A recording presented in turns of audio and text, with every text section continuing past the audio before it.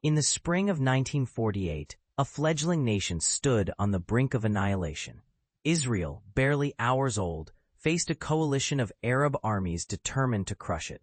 With no formal army, no tanks, no air force, and a population of just 600,000, the odds seemed insurmountable. Yet, by 1949, Israel emerged victorious, securing its place on the world stage. How did a nation with so little time to prepare win against such overwhelming forces? This is the story of the 1948 Arab-Israeli War, a tale of resilience, strategy, and improbable triumph. Let's set the stage. By 1947, Palestine, under British mandate since 1920, was a powder keg. Jewish and Arab communities clashed over competing claims to the land, fueled by decades of immigration, violence, and unfulfilled promises. The Holocaust had intensified Jewish demands for a homeland, while Palestinian Arabs and neighboring states rejected any division of what they saw as their territory. In November 1947, the United Nations proposed a solution: partition Palestine into separate Jewish and Arab states, with Jerusalem under international control. The Jewish leadership accepted, but the Arab Higher Committee and Arab League rejected it, vowing to prevent a Jewish state by force. The UN vote sparked immediate violence. From November 1947 to May 1948, a civil war erupted between Jewish and Palestinian Arab militias, with British forces set to withdraw, largely standing aside. Jewish communities, organized under the Haganah militia, faced attacks on settlements and roads. Palestinian irregulars, supported by volunteers from Arab states, aimed to strangle Jewish-held areas. This was the crucible in which Israel's war machine began to take shape. The Haganah, formed in the 1920s to protect Jewish settlements, was no ragtag group. By 1947, it had 35,000 members, including 10,000 active fighters, trained in guerrilla tactics and small unit operations. Smaller, more radical groups like the Erdan and Lehi added firepower, though their independent actions sometimes caused friction. These pre-state militias gave Israel a head start, a foundation most new nations lack, but they were still outgunned, relying on rifles, homemade bombs, and a few machine guns with no heavy weapons to speak of. As the Civil War raged, the Haganah launched Plan Dalet in March 1948. This was not, as some later claimed, a blueprint for ethnic cleansing, but a strategic plan to secure Jewish areas and vital roads before the British exit. Operations like Nakhshan and Harel cleared key routes to Jerusalem, capturing mixed towns like Tiberias and Haifa. These victories came at a cost. The displacement of Palestinian Arabs began, a tragedy later called the nakba, or catastrophe, with tens of thousands fleeing or expelled amid the chaos. By May 14, 1948, when David Ben-Gurion declared Israel's independence, Jewish forces controlled most of the territory allotted by the UN, plus some Arab-designated areas. This territorial edge was critical. But independence brought a new challenge. Within hours, Egypt, Jordan, Syria, Iraq, and Lebanon invaded, launching the Arab-Israeli War. Their combined forces, around 40,000 troops, outnumbered Israel's 30,000 fighters. The Arab states had British-supplied tanks, artillery, and aircraft, while Israel had none. On paper, the coalition seemed poised for victory, yet the reality was different. The Arab armies were not a unified force. Each pursued its own agenda. Jordan's King Abdullah I aimed to annex the West Bank, not destroy Israel. Egypt sought regional dominance. Syria and Iraq had their own rivalries. This disunity crippled their campaign from the start. Israel, meanwhile, was fighting for survival. On May 26, 1948, the Haganah became the Israel Defense Forces, or IDF, a national army with centralized command. Ben-Gurion, Israel's first prime minister, move ruthlessly to consolidate power. In June, he ordered the sinking of the Altalena, a ship carrying arms for the Irgun, to prevent militia rivalries from undermining the IDF. This harsh decision ensured unity, a luxury the Arab coalition lacked. Manpower was another Israeli strength. Universal conscription mobilized men and women, swelling IDF ranks to 60,000 by July 1948. Many fighters were Holocaust survivors, driven by a desperate resolve to defend their new home. Others were veterans of World War II, having served in British or Allied forces. These included the Mashal, some 4,000 overseas volunteers, mostly Jewish, from the US, Canada, and Europe. Mashal pilots, mechanics, and medics brought expertise, especially in aviation, where Israel started from scratch. But soldiers need weapons, and here Israel faced a crisis. The British and US imposed arms embargoes, cutting off legal supplies.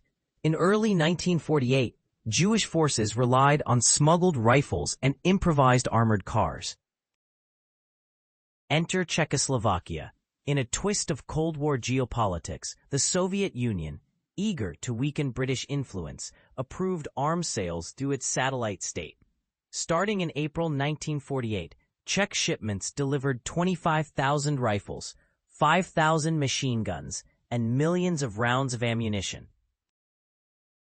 Most crucially, Avia S-199 fighters, clunky but functional, arrived, giving birth to the Israeli Air Force. By July, Israel had a dozen planes, enough to challenge Arab air superiority. These arms transformed the war. In the Negev, Egyptian forces, stalled by overstretched supply lines, faced increasingly well-equipped IDF units. In the north, Syrian advances were halted at Dagania, where defenders used Molotov cocktails and a single anti-tank gun. The Arab armies, meanwhile, struggled with shortages. Jordan's Arab Legion, though elite, had limited ammunition. Egypt's tanks often broke down, and Iraq's troops were far from home, poorly coordinated. The war's turning points came during two UN-brokered truces. The first, from June 11 to July 8, 1948, gave Israel breathing room. While Arab states squabbled and faced political unrest, Israel imported Czech weapons, trained recruits, and reorganized the IDF. By the truce's end, Israel had doubled its firepower and added 20,000 troops. The second truce, from July 18 to October 15, further tilted the balance. Israel launched offensives like Operation Dani, capturing Lydda and Ramleh, and Operation Yoav, which broke Egypt's hold on the Negev. Each pause strengthened Israel, while Arab momentum waned. Geography also favored Israel. Its compact territory allowed rapid redeployment of forces between fronts. Arab armies, spread across Lebanon's hills, Jordan's highlands, and Egypt's deserts, struggled to coordinate. Israel's interior lines meant a unit fighting Syrians in the Galilee could be in the Negev against Egypt within days. This flexibility was decisive in battles like Latrin, where repeated IDF assaults, though costly, kept Jordan's Arab Legion pinned. The Arab coalition's strategic errors compounded their woes. Egypt's advance into the Negev ignored logistical limits, leaving troops vulnerable. Jordan focused on securing East Jerusalem and the West Bank, diverting resources from a broader offensive.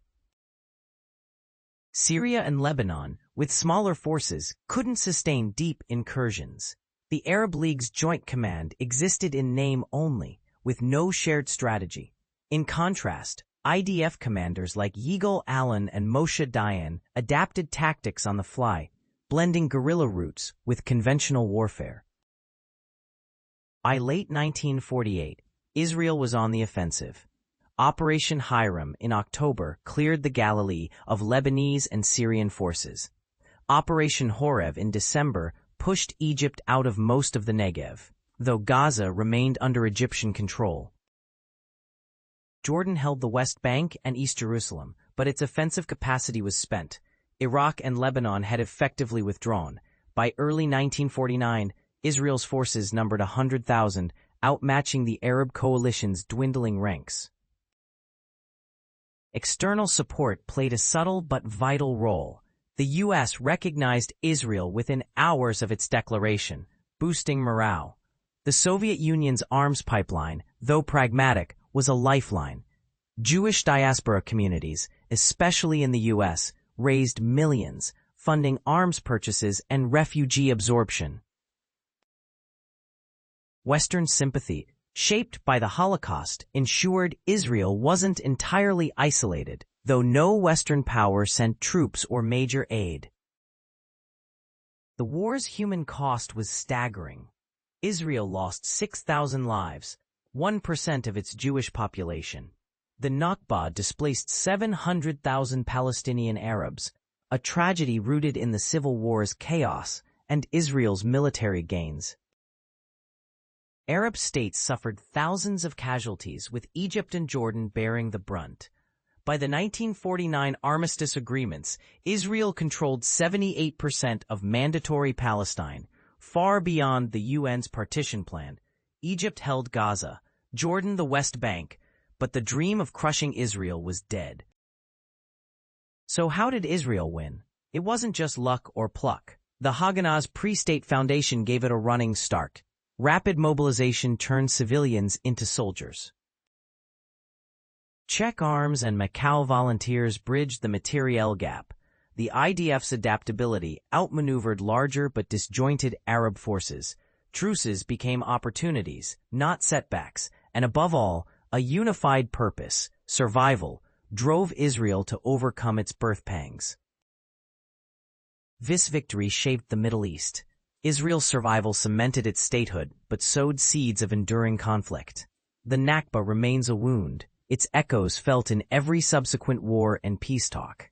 For a nation with no army on May 14, 1948, Israel's triumph was a testament to what determination, strategy, and a few timely shipments of rifles could achieve. But it came at a cost, one that continues to shape the region's story. Thank you for joining me in this journey through history. If you found this story gripping, share it, and let's keep exploring the past together.